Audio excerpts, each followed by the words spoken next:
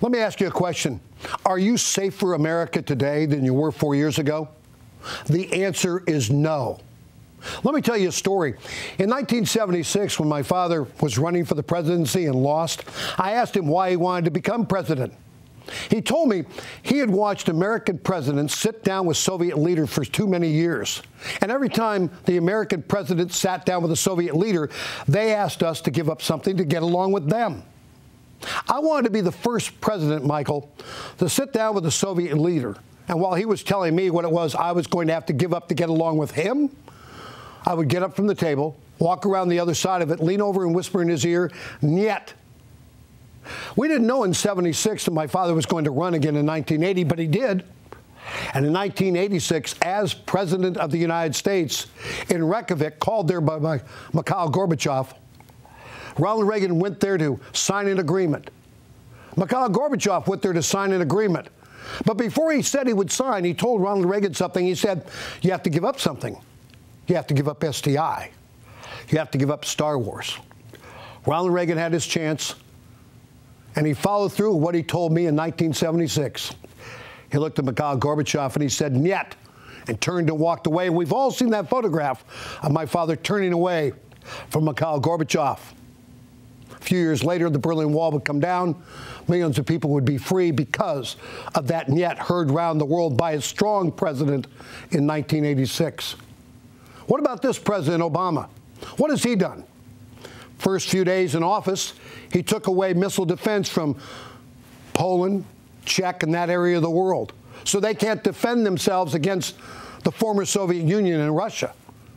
He sent back the bust of Winston Churchill to England because he was upset so much with Winston Churchill and his past, I guess.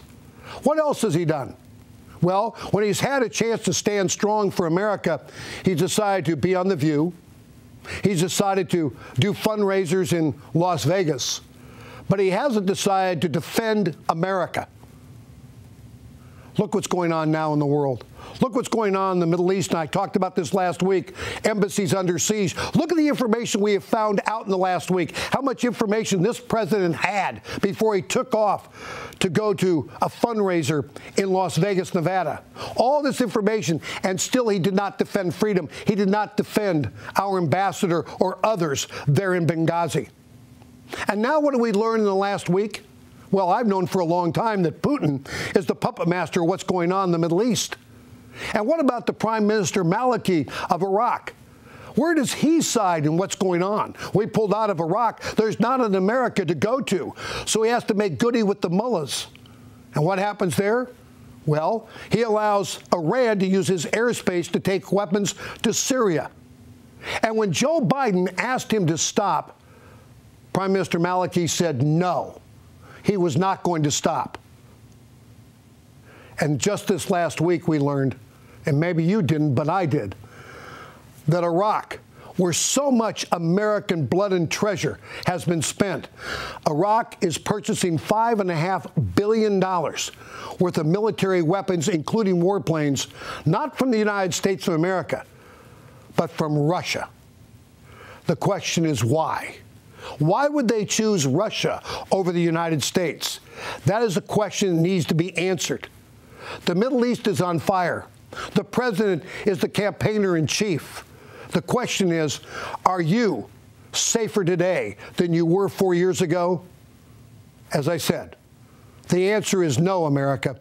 Wake up, America. It is time to get mad.